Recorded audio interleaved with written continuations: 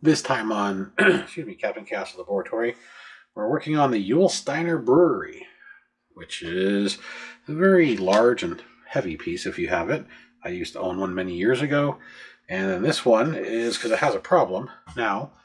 Some of the problem is just superficial, like the barrels came off, they unglued, and the sign's not glued on anymore. It's probably due to the Arizona heat. But the problem is it has a click. And if you watch these barrels here, you'll see when the click engages. See how they stop? But if you watch these barrels here, with the little drinker here, they don't. These don't. These continuously move, which means that the mechanism that transfers the drive mechanism, that transfers from here to here, the motion, somewhere in there is bad. These just get glued on right here, which will get glued on at a later point. But I wanted to show you it's complete. It's just separated. So, other than that, it plays its soundtrack.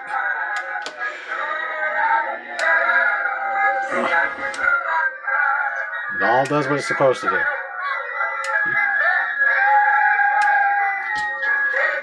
Forgot how loud this piece is. So if you're into Oktoberfest or have an Oktoberfest thing, or you do a Main Street tavern type setup, you got this to put into your display.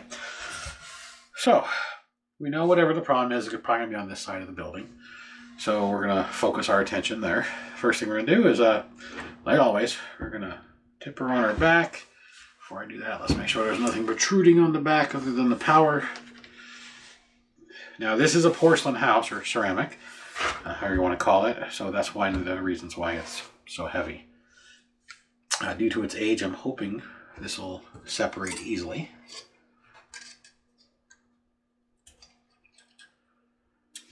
And if it doesn't, I'll apply heat and try and get it to work its way off.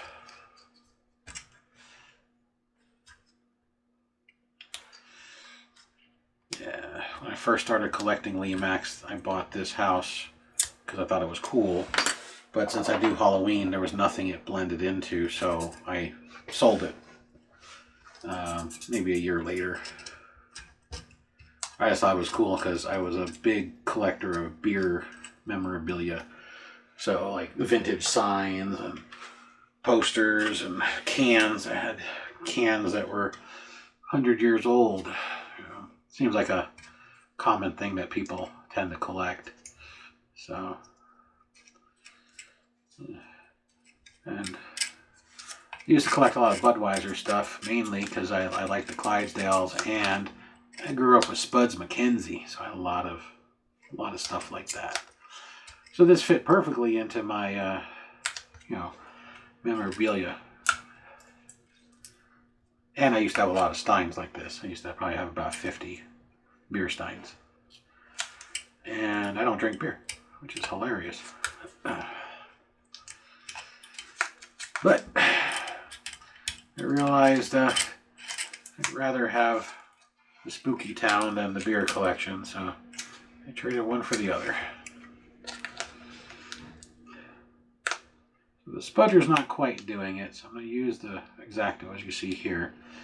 There's some wires right here which I'm just cutting the glue off of so we don't destroy the wires that do the lights around here. It's hot glue.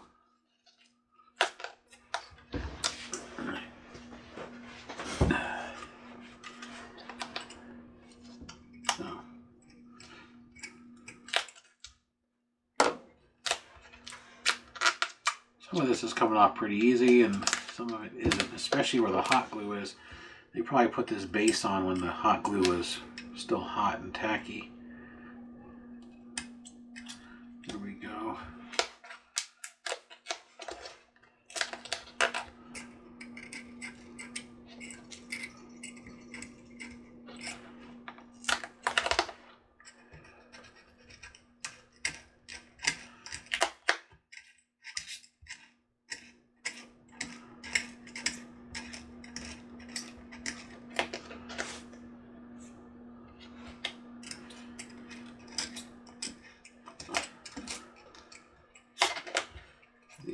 adhesive pattern on this is really strange. There's a lot of dead spots, and then there's a lot of spots that are like super sticky. But I'm almost to the access panel right here. I'll tip it and show you what it is once I get the majority of this off.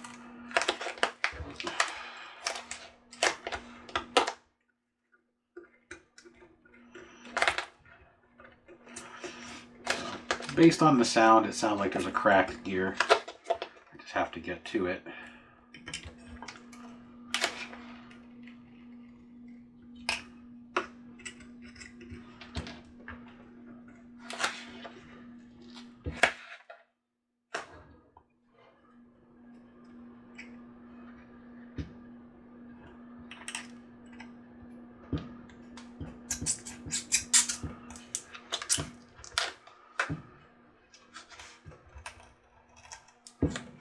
There's other lights and stuff up here, so got to be careful not to damage the wires.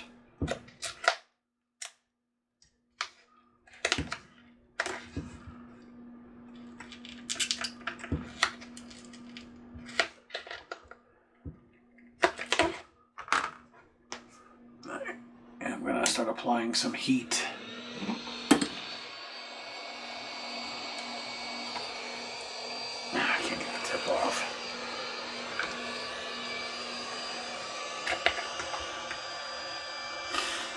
So it's separating from the porcelain nicely, but it's not separating from the plastic, the insert.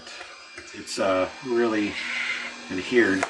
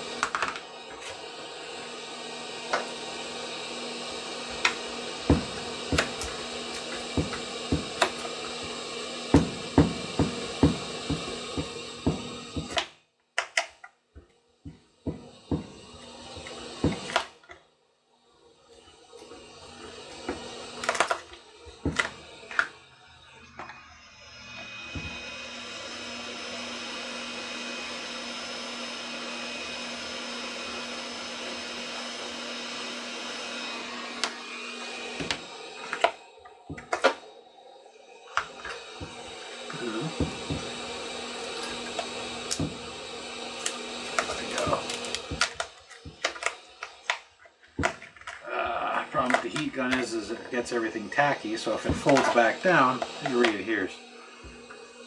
But there we go.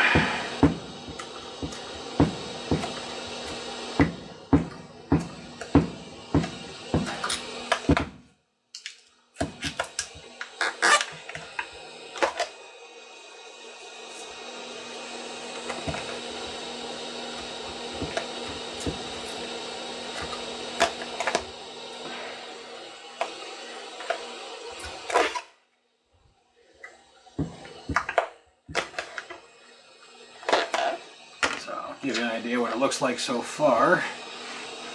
You can see the plastic there. That's what we're trying to dig out or get the foam off so we can get to it.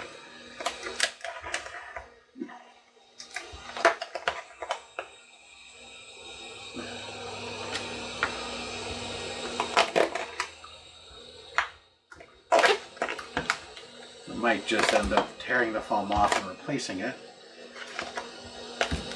since it keeps re-adhering.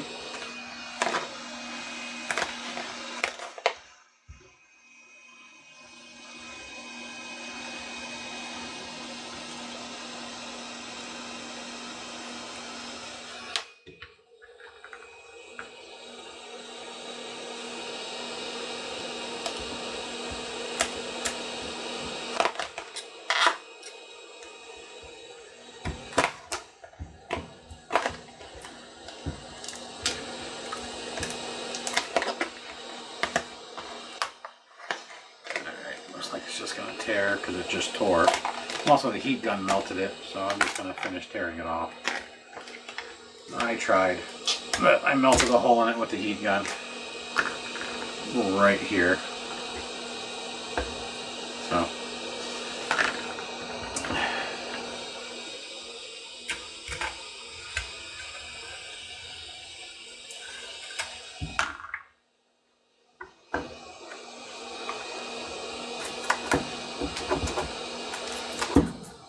Because I do so many of these and have a lower success rate than I like for this foam, I carry the sheets of foam to replace them. The only difference is they don't say Lemax on the bottom.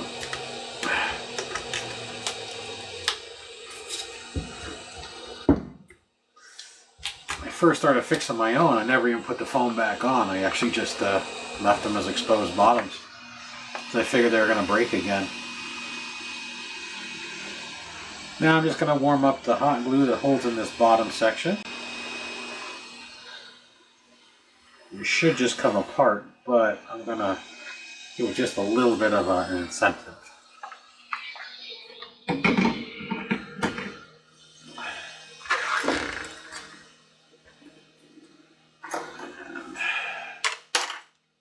grab a spudger.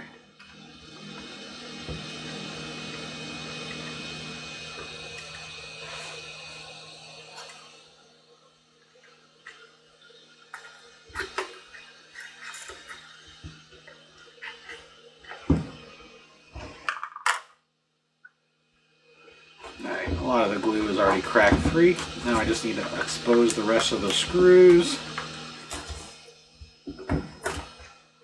which there should be another set underneath this foam.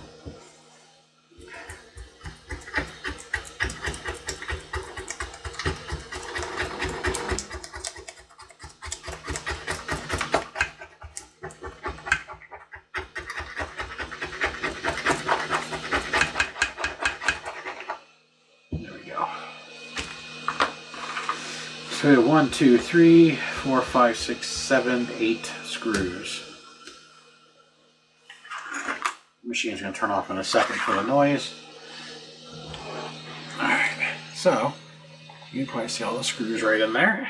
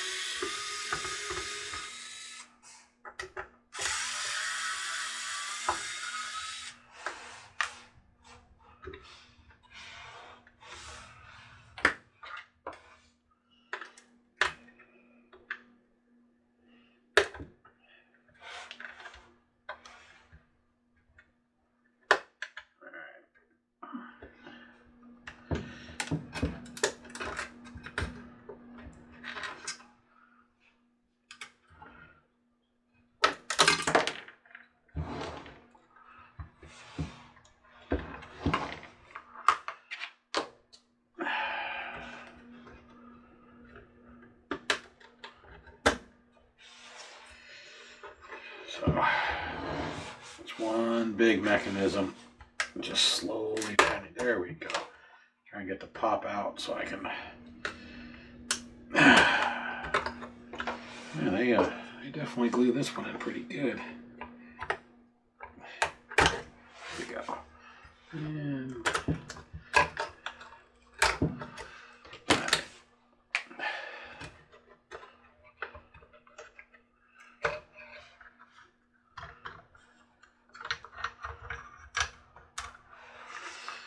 okay, there is the mechanism.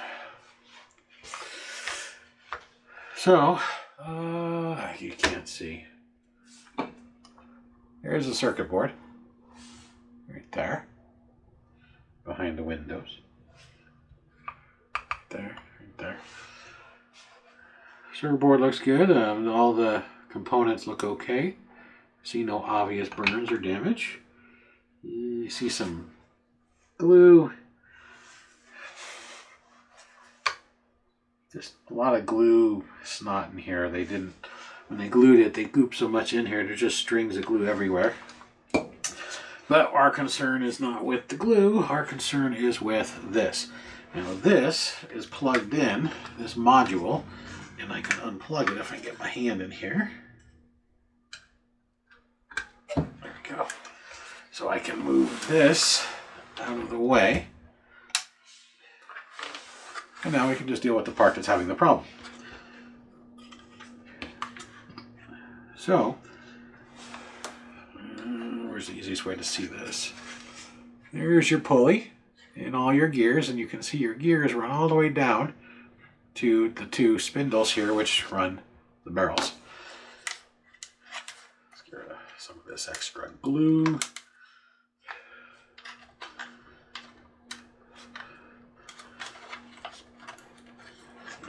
So somewhere in this drivetrain that transfers from the center out, I must have a cracked gear.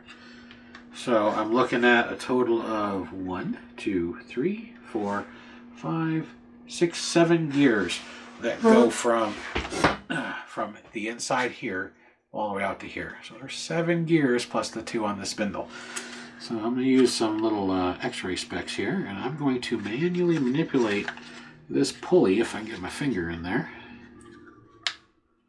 which I can't, but I can separate it a little bit. Now I can get my finger in there.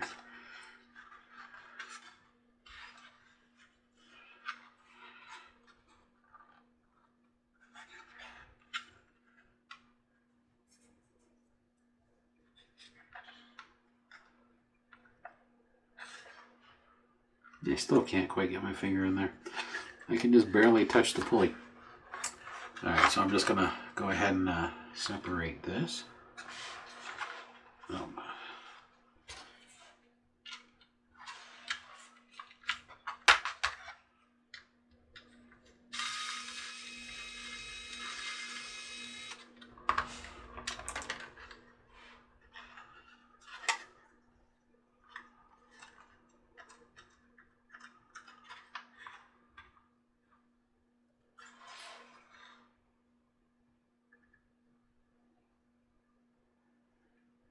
Okay. Even with all the screws out of the bottom, this will not come off, and that's because there are screws coming in from the top, which is probably why there's screws up here. So to get to the gearbox, we're going to have to disassemble this entire thing. Why would they make it easy?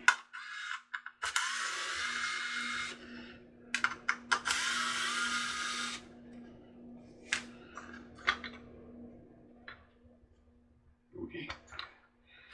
Never mind, you didn't have to take those 3 screws out of the center, since apparently this whole module just lifts right out. There's your motor. And how do I get the rest of this apart? I got 1 screw that I can't see. Oh, there we go.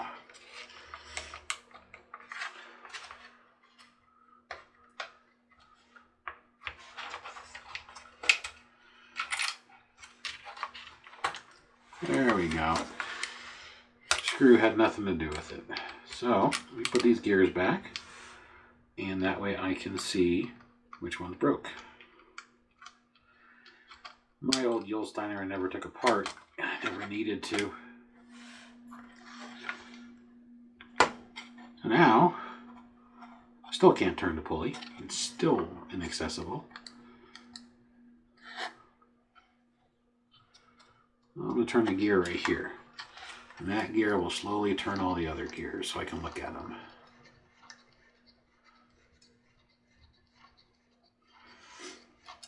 This does have the impossible gear, which looks okay.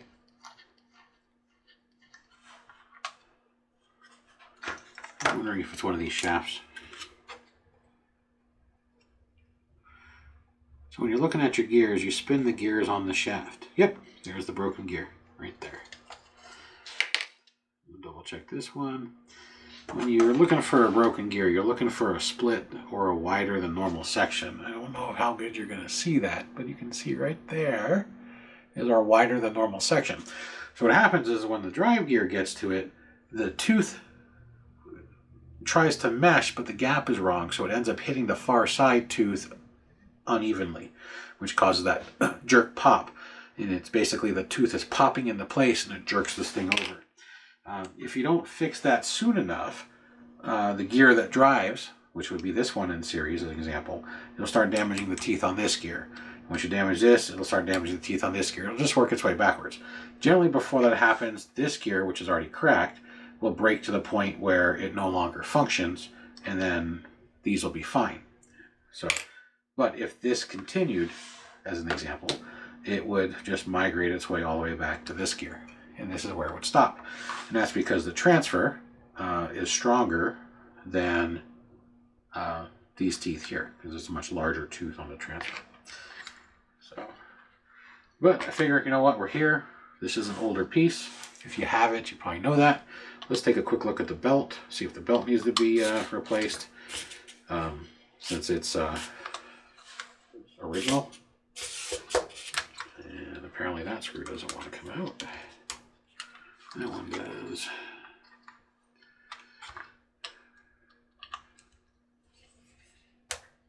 So anytime you have a screw that doesn't want to come out, tighten it first and then loosen it. It'll break free.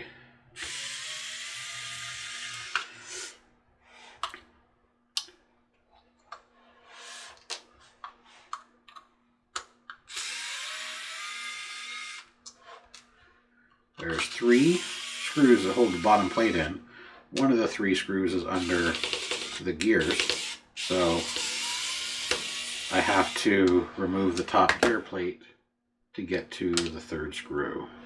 It's underneath this gear right here. So we're going to remove the impossible gear. I'm going to set it off to the side. Then I'll remove the transfer gear, and then there's our screw.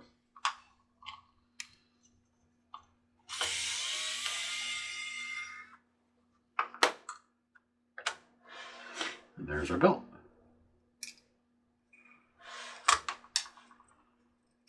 Surprisingly, that belt's in really good shape. And the person that owned this didn't store it outside in a storage shed or anything. It was stored in inside the house, climate control. It's actually in immaculate shape for this age. But while I'm here, I'm going to double check these teeth real fast, just to see if I see any fractures or cracks. Always recommend checking everything. If you have it apart, you might as well. And magnifiers work great, whether you're using a set that you wear on your head like I do, or you have the handheld magnifier glass, or even if you have a helping hand set that comes with a magnifier. Anything that, you know, heck, use your phone. I know a lot of phones have a magnification option or app. You can use one of those too. But check all your gears.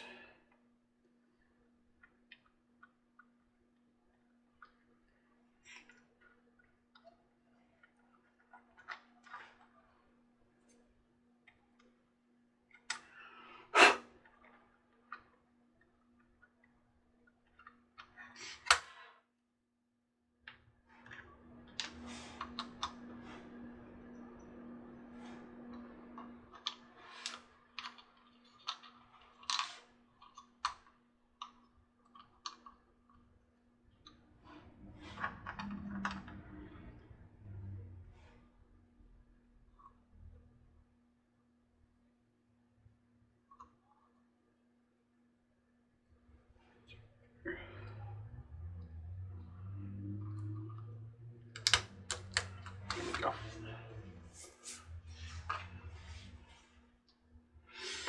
I don't know why I put that back together. I didn't put the screws in.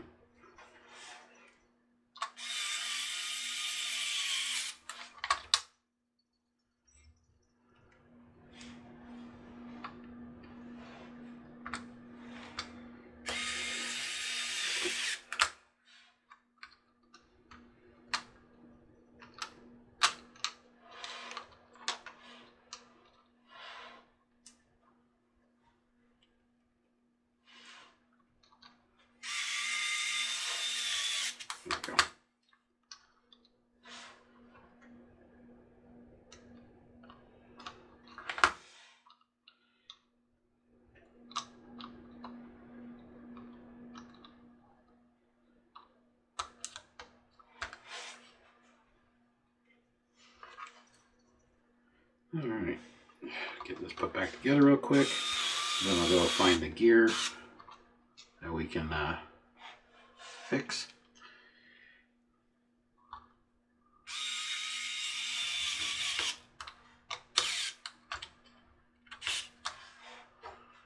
It's amazing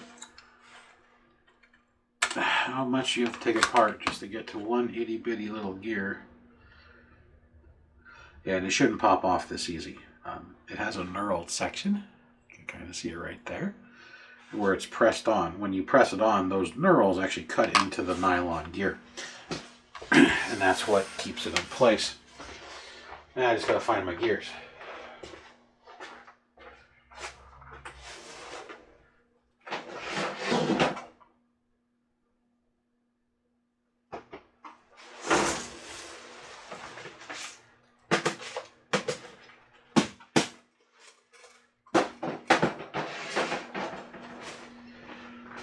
I don't have my laboratory fully set up yet, so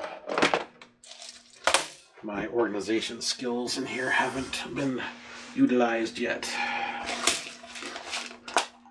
I'm thinking this small animatronic repair kit should have the gear I'm looking for. I believe it's one of these up here.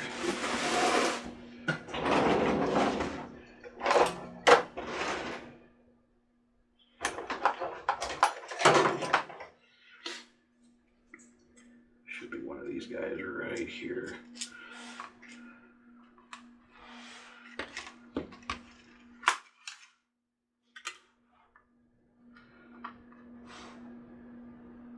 Yep. So it's a 10 tooth. That's what the 10T stands for. If you want a repair kit like this, it comes with 8, 9, 10, and I think it's 16. 16. And then some small belts, which the only thing that I know that takes these itty bitty belts is the Dr. Stretch and Pull's Torture Factory. That's the it uses little belts to drive those gears at the top. I'll get rid of the gear, and then we're gonna put this on.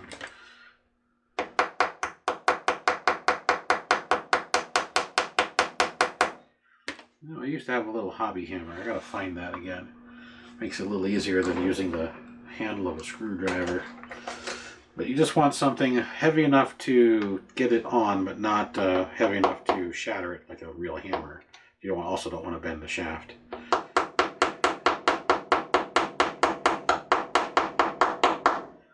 Alright, so now I have it flush, but I have to get it up here to the knurls. So you can use anything you can think of to do it. I usually use a pair of wire strippers. And the reason I use those is they have these beautiful little holes in them for cutting screws. And I'll line this up and tap it through. So I'll line it up to where it pops out the bottom and then just start.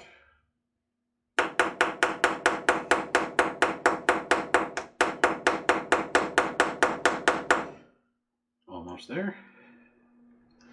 Now if I start getting too close to the bench, I move it to a higher hole, like on this side. Just do a little bit more.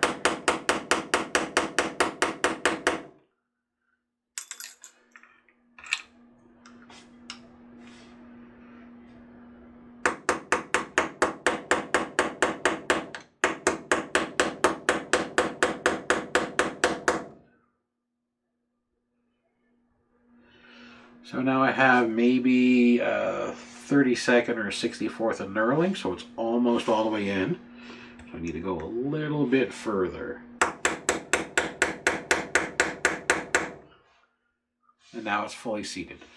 Take your time. If you use a screwdriver, it will eventually start tearing up the handle. I do have a small brass hammer, but it's still probably one of these boxes for tapping drift pins and stuff. So, or a little hobby hammer. They sell them in like the jewelry section of Michael's. Those work great. Those little hammers for making the necklaces and beads and stuff. You want something that has enough weight to do the job, but not so heavy that you can distort this shaft. So you want a light-ish hammer, which Seems like it defeats the point of a hammer, but it is what it is. Now, let's turn it around and try and pop this thing back together again. Be careful when you do it that you don't pinch any of the wires for the motor, as well as make sure all your standoffs are lined up for the screws and all the axle shafts line up into their respective axle holes. A lot of times it never happens on the first try. Take your time, patience. You do not want to force it too much because you can break something. So my gears are out of alignment, so I just got to rotate these shafts to where they fit. Like so. Okay, so now I'm going to come into a small issue. This new gear I put on is slightly taller, so it's not going to allow it to seat, and if it does, it won't turn now. So, we're going to fix that. And there's two ways to fix it. You can trim the gear down, or you can trim the spacer down. So I'll show you. I'll take the two shafts out, put them side by side here, and you can see the new gear is taller.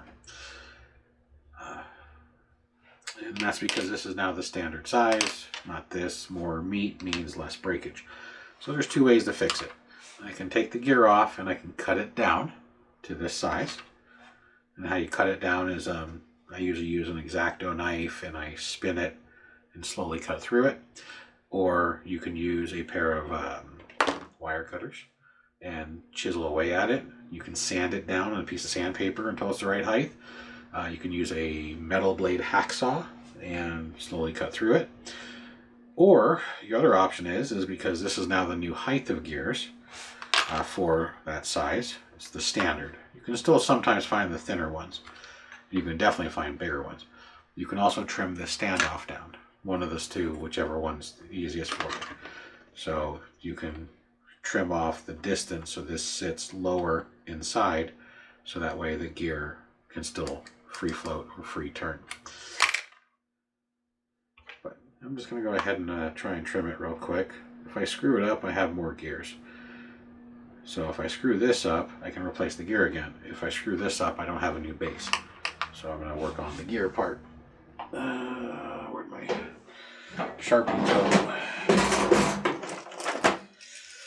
It's not the one I want. Apparently it's the one I need. Okay.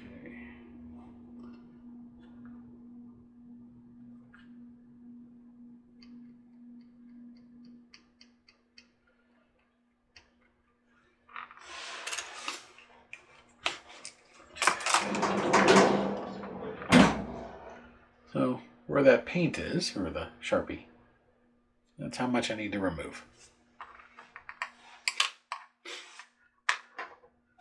So I'm going to start with a pair of flush cutters, and I'm just going to cut the teeth one at a time.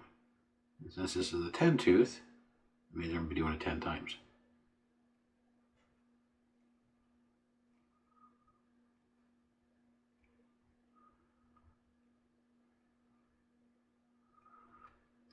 So there we go.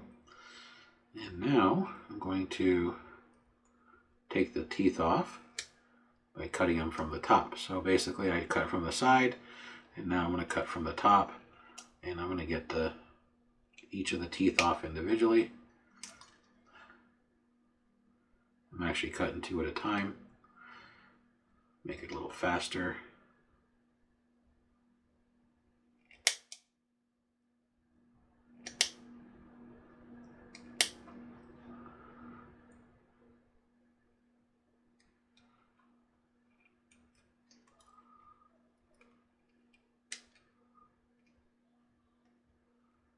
I'm also doing it on the bottom of the teeth, because the top edge of the teeth is what meshes with this gear here. So I'll show you where I'm at. I have now made a shorter gear, but there's still a shaft that's in the way. So now, to trim the shaft, I'm just going to slowly cut around it by just squeezing the jaws enough to break it free, and then I can slide it off There's the base, and then there's my short gear, which is about the same as that one.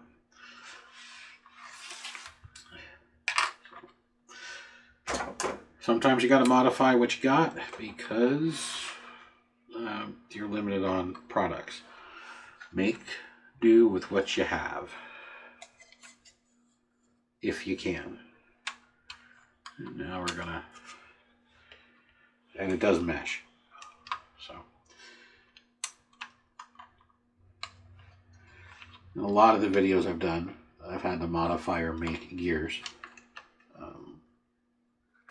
I am working with a guy. We're going to try and make some of the older gears they don't make anymore for some of the older animatronic pieces that are kind of a pain to work on because they don't have the correct teeth anymore.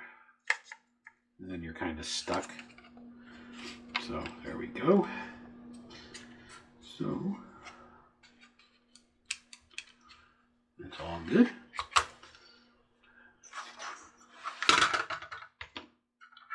So in here, you have another impossible gear.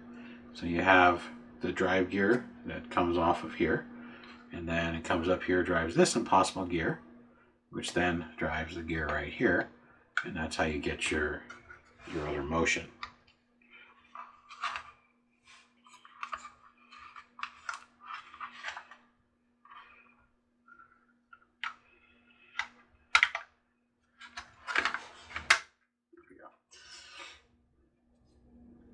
And then if you need to disassemble this even more, 2 more screws.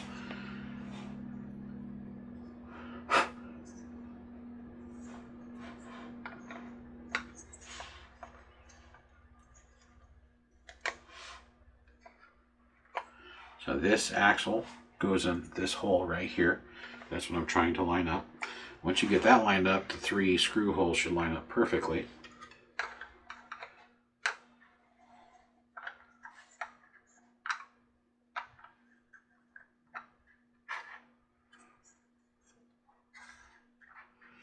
Except that axle keeps moving on me.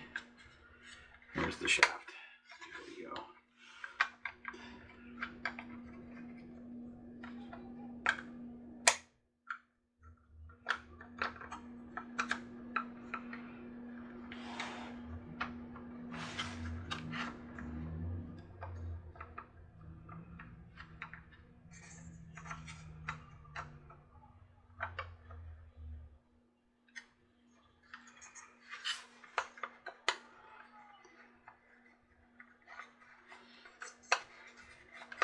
So if you do this, don't take these top screws out unless you absolutely have to get to the gears in here, because now it's just a waste of time for me. I didn't realize that it didn't need to come apart. I didn't realize it was a floating module.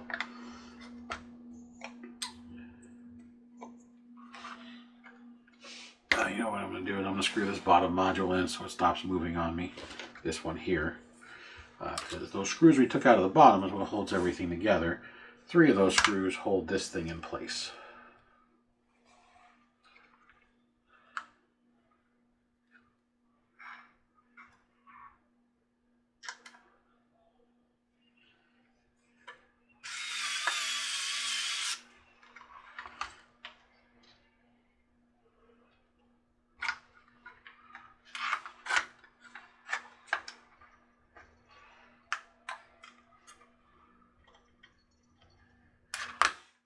Stupid screw.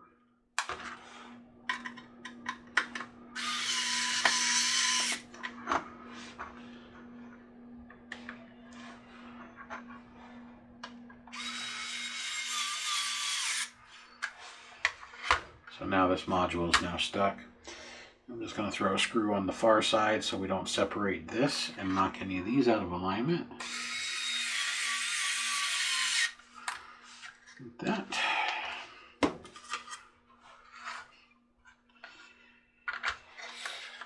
So if you're actually watching this and not skipping forward, how many out there have this piece? I said when I saw this piece when I was younger, I bought it because I liked it. It matched my motif at the time with the beer collecting, and then I did eventually get rid of it.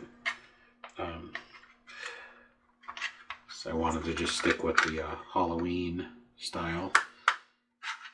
I still like this piece. It's still I still like seeing it around when I see it in people's villages, and I never get to see it very often anymore. Because I don't really know what it would be classified as. It's not Christmas. It's not Halloween. It's not Americana. I just don't really have a place for it. It's like an outcast. But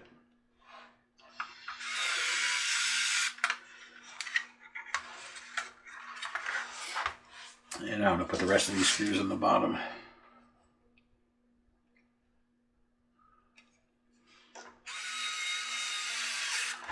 So if you've been watching my stuff for a long time, you know that I just mainly do Halloween.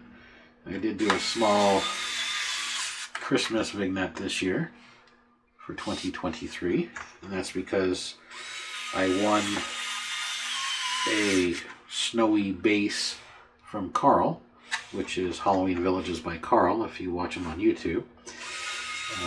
So I made a vignette so it wouldn't go to waste. A lot of people were like, you don't even do Christmas and you won it. I'm like, yeah, I won a lot of Carl's stuff. Just always have. I won a lot of his bases. Because if you're local to Arizona, every once in a while Carl does a class at a local Hallmark store called Millie's. And, I forgot the barrels. I'm sure somebody's out there yelling, you forgot the barrels, dummy. But anyway, he does classes on how to make and do vignettes and foam cutting for your villages or vignettes. And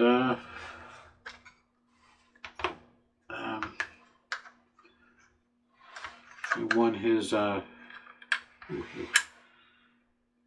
won one of his bases for Christmas, so I decided to put it to good use.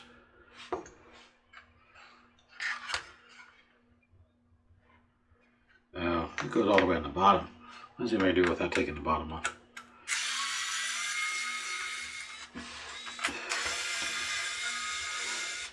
But in my little Christmas vignette, I used a one Americana piece, a flying high carousel, which I repaired on this channel because it was given to me as a parts piece.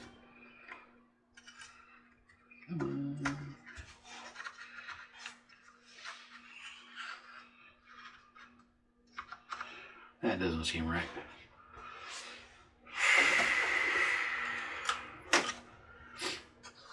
Yeah, you gotta take it off from the bottom. But so that was my first time ever doing anything Christmassy.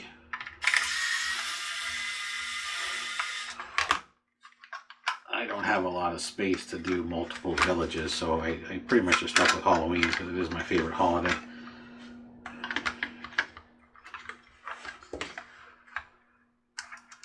That's better.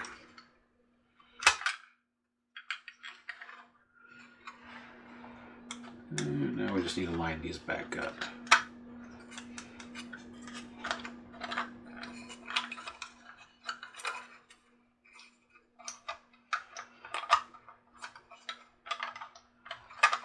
Okay, gear goes right there.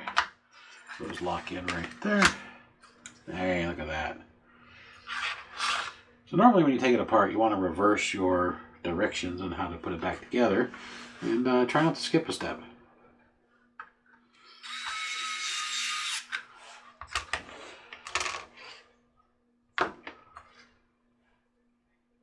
No, they're still stuck in the bottom.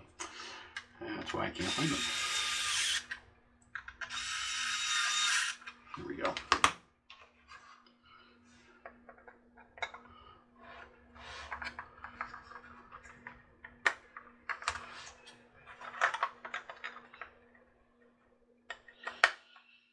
So if you have the Yulesteiner, where do you put it in your village? Do you just have it as a standalone piece, or do you incorporate it in like a downtown? I'm kind of curious, only for the fact that I couldn't figure out anything to use it for. It didn't match what I do, and I got rid of it because of that. I think this gear might be cracked too.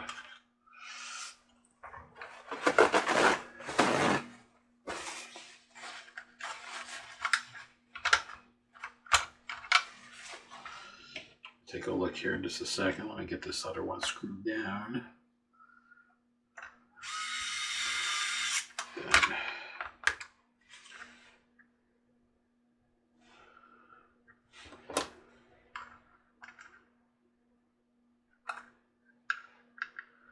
Can't tell if that's a crack or if it's a just a discoloration.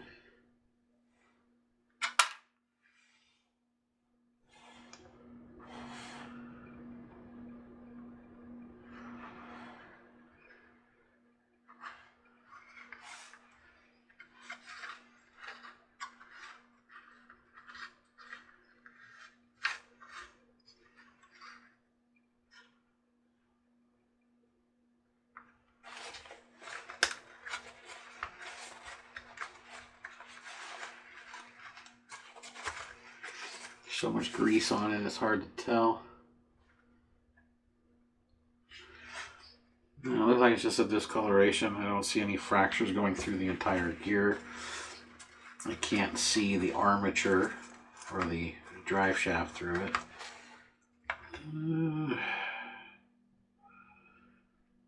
I see it might be a crack. I need a smaller pokey thing.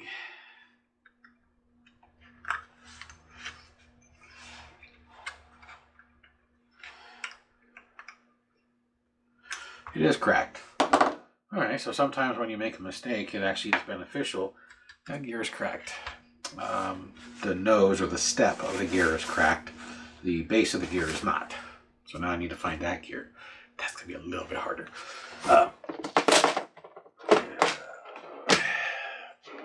Hopefully I have it in this gear kit.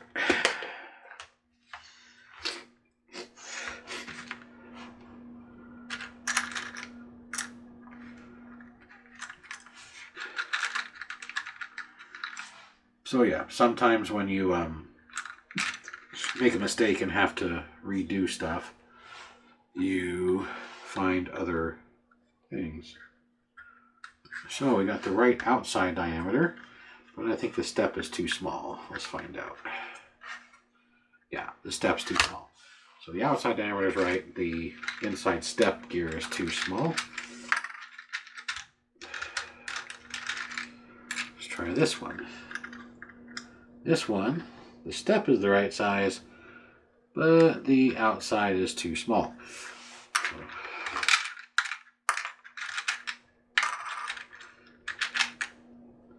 Let's try this one.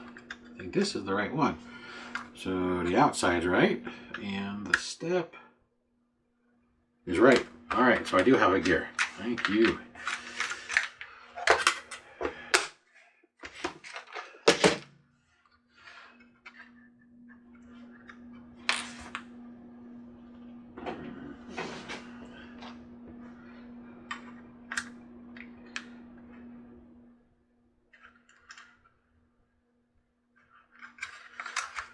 So because the gear is not cracked all the way through, it's not going to slide off the shaft easy. Probably going to have to take it back apart so I can pull the whole shaft out. It's only cracked in the step, but not through this base. So that's why it's not throwing any issues like the other one was, where it's stopping the mechanism, is because not the entire gear is broke, so it can still move.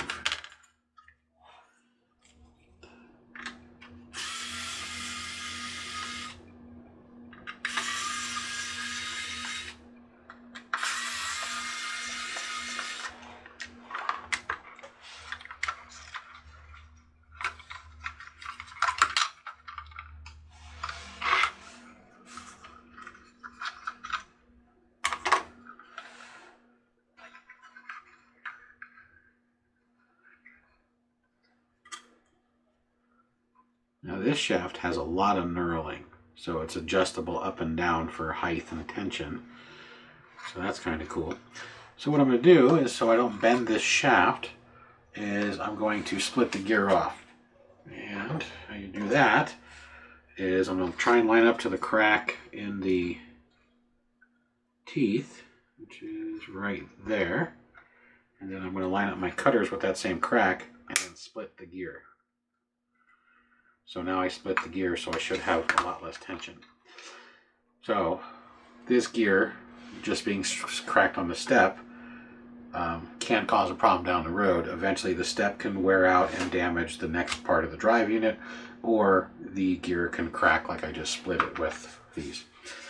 So, but before I put it, make sure if you put it back together, it's back in its hole. This way you can see how long that knurled section is, and then you can see it on this side. It's it probably just has a generic shaft. They can adjust the height depending on what the shaft goes in. But just be aware, don't push it all the way down. No, that's going to pose a problem. It's the right diameter, it's the right step, it's the wrong size hole. Oh, righty.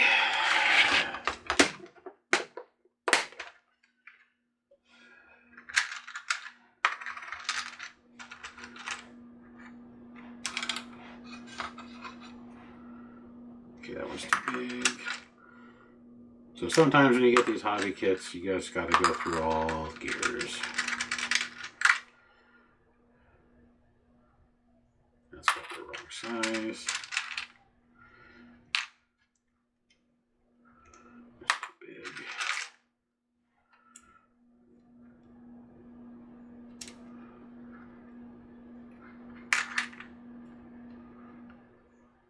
That's too small. That's too small.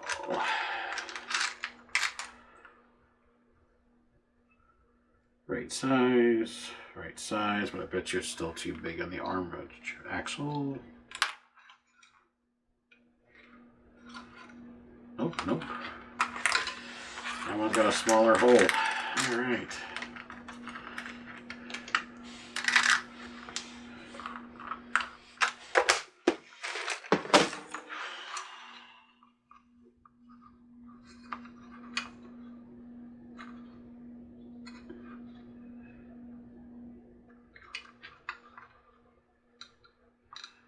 I don't think it's small enough though. I mean, it's a tight fit, but I don't know if it's tight enough.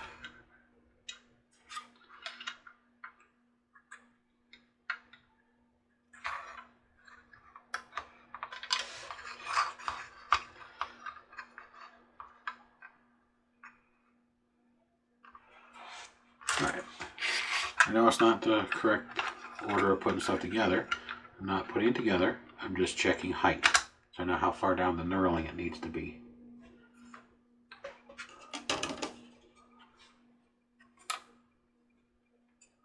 So I can set it. See, so for right now, I have it too far down. It's now flush with this hole. So there's no lip. So I need to bring the gear up.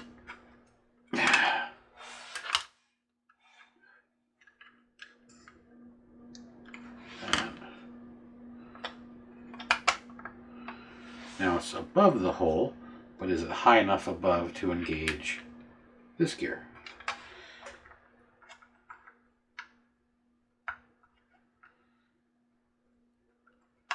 So if this was screwed down,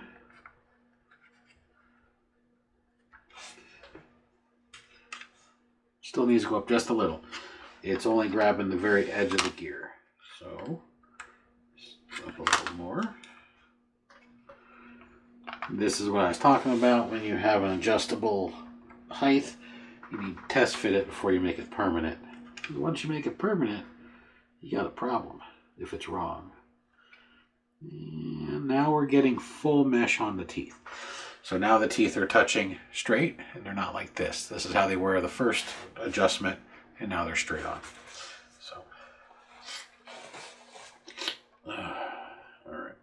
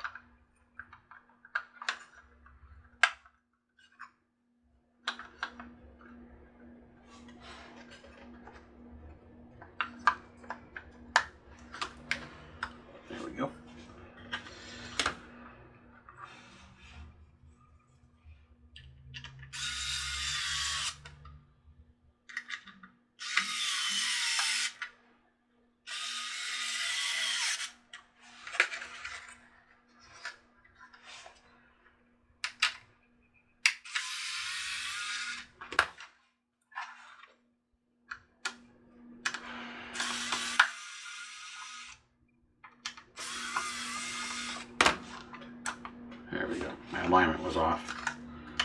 And that one screw went in and there was a lot of strain on the screwdriver. That's because it didn't go in straight. There we go, now it's straight.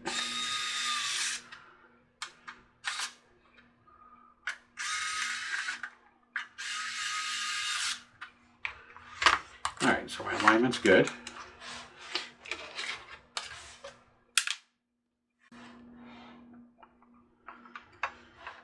And one last check, make sure, okay. Now I do this to a couple of gears, not always, but I'm going to do it to this one just because it's tight, but it's not as tight as the original. I will usually put a small amount of glue on them. That's, again, I don't do it all the time, I do it very seldom, but I just have a funny feeling about this one because it's not as tight as I'd like it. So I put a little bit on the bottom, right on the knurling.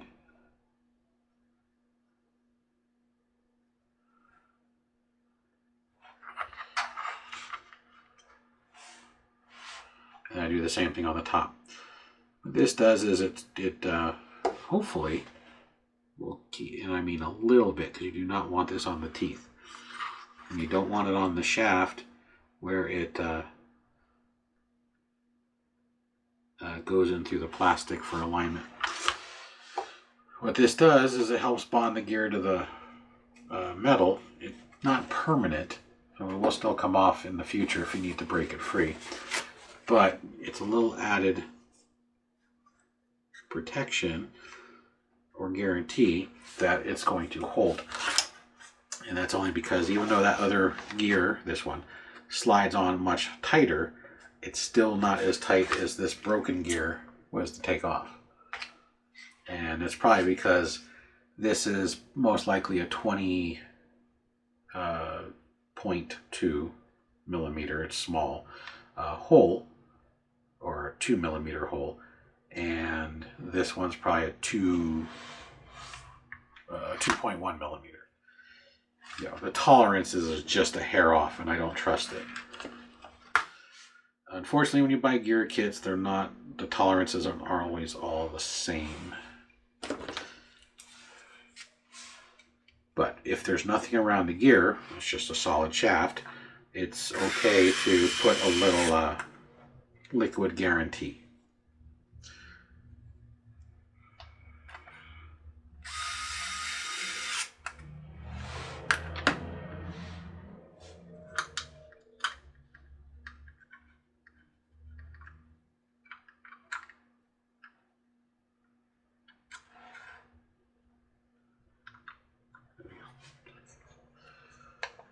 And now we get to do this process over again.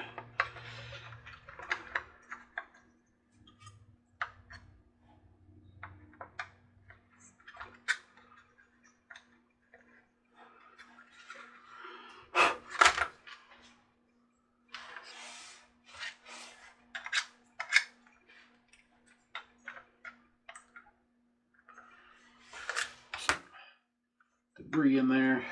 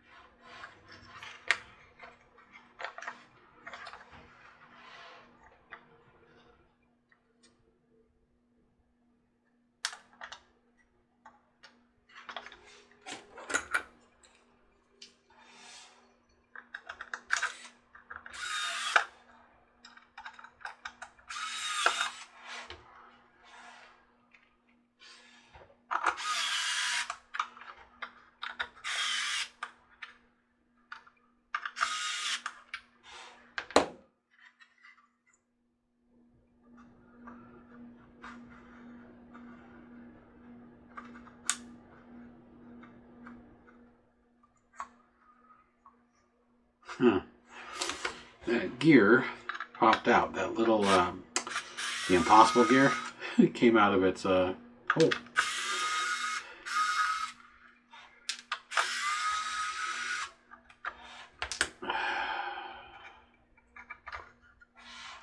This one. It just has a very small alignment hole on the bottom, a very small alignment hole on the top, and it came out. Always good to double check everything as you go through, because sometimes they like to fight you.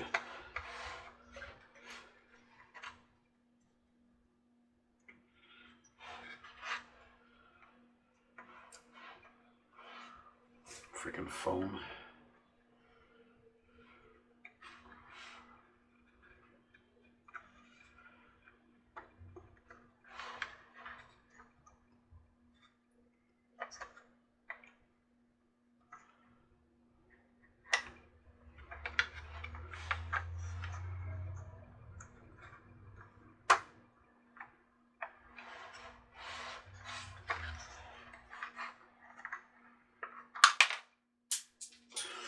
And there goes the impossible gear.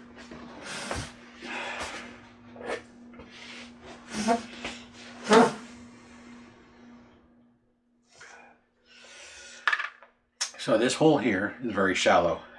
The pin barely sits in it. And this hole here is also very shallow. The pin barely sits in it.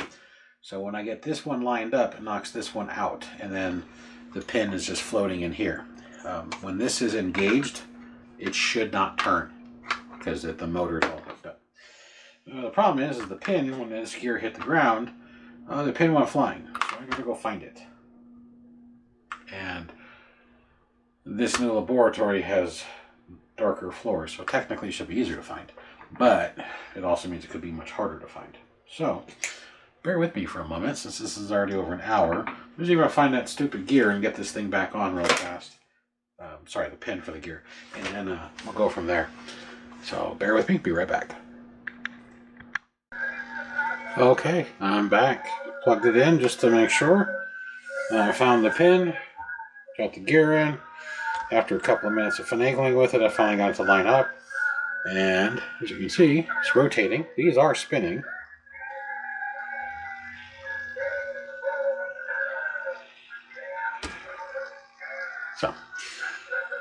So now it's just reversing the process, shoving it in, gluing the bottom on, and getting it back together. So I'm going to go ahead and get this back in. I'm going to glue the drums that fell off onto their correct base, and we're going to get this back together. So I'm going to be back in just a moment when it's assembled, and that way you can see it in low light, see how it looks. So if you're interested in buying this piece, you can see what it looks like. And now you know how to take it apart. Just don't follow 100% of my directions, since unless that top gear is broke, don't take these 3 screws out. This isn't going to cause you a headache, as you saw with me. So I do it so you know what to and not to do. In my case, don't take it out. But in my case, it was a smart idea because that gear was cracked. It was working, but eventually would have failed. It would have been the next failure in the process, and then you'd have to do this all over again. So, but anyhow, bear with me for just a minute. I'll be back in just a moment. I'm going to slide this back in, get it all reassembled, hot glued, the whole 9, and then I'll show you what this thing looks like without the clacking that stopped the drums from moving that are supposed to be right back here. So I'll be back in just a moment. All right, we're back. It's all back together. I even have the new rubber mat on. There you go. Now, let's look at this thing in low light.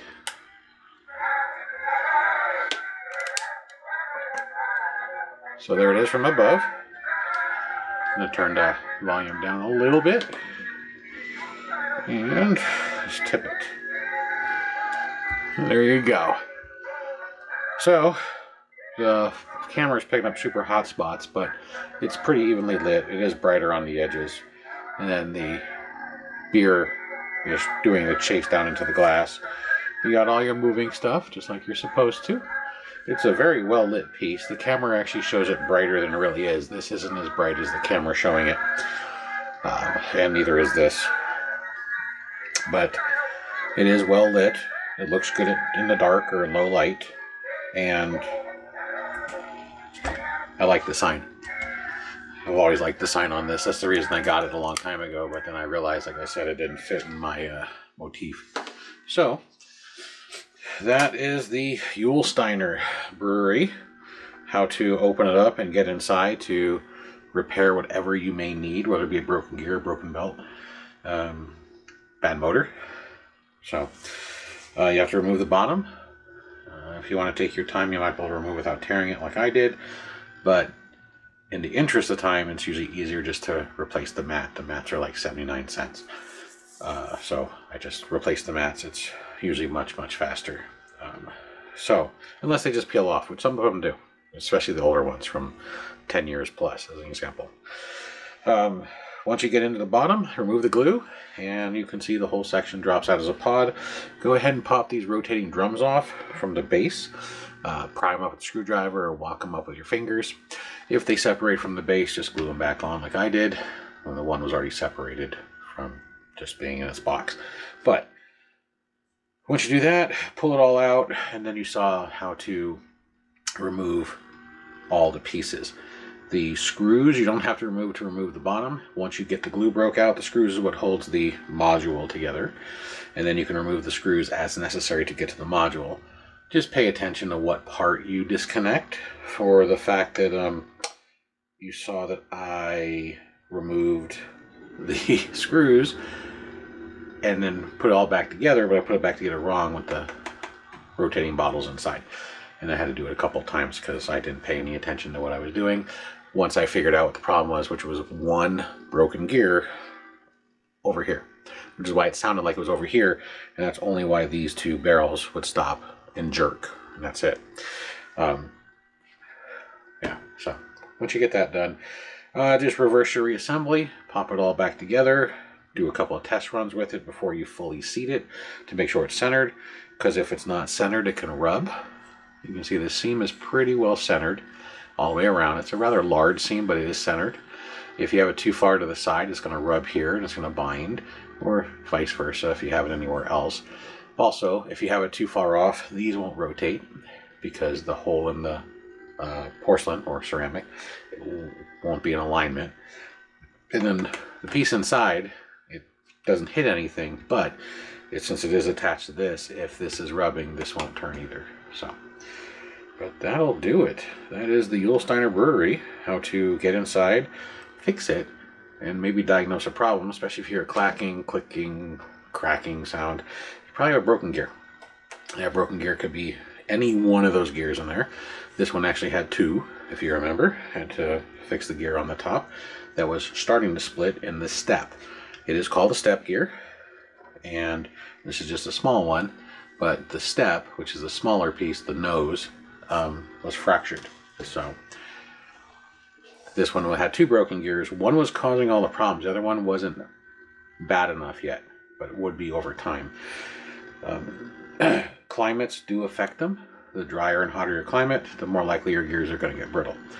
The wetter and cooler your climates are, you're less likely to affect the gears, but you can affect electronics because the humidity can affect the circuitry. So it's just one of those things where there is no perfect area, but make do with what you got.